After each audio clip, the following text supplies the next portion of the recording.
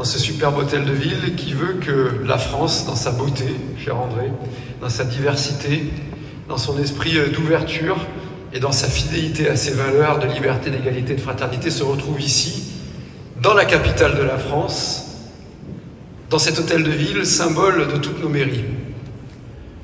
Chaque commune de France est une petite république dans la grande. Et que la République française ne peut être fidèle elle-même que lorsqu'elle est grande, c'est-à-dire lorsqu'elle est fidèle à son idéal de liberté, qui est la valeur absolue, la source de la dignité, la source tout simplement de la capacité d'unité. Ce bâtiment magnifique a vu effectivement parmi les heures les plus glorieuses et parfois douloureuses de l'histoire de France se dérouler, et toujours ou quasiment toujours une histoire impétueuse, une histoire tumultueuse, une histoire révolutionnaire.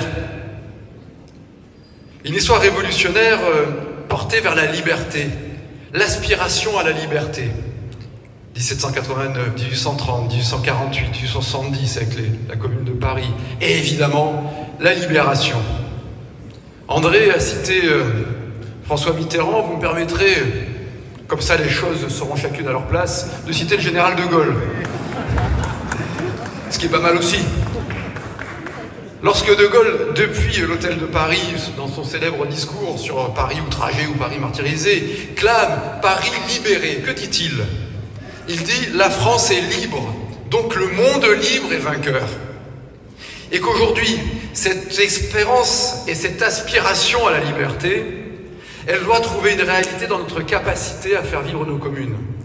Il n'y aura pas d'État qui redevienne fort en France, qui voit ses finances assainies en affaiblissant les communes de France. La liberté de la France, comme le disait le grand Tocqueville, c'est la force des peuples libres. Et la force des peuples libres, c'est la commune.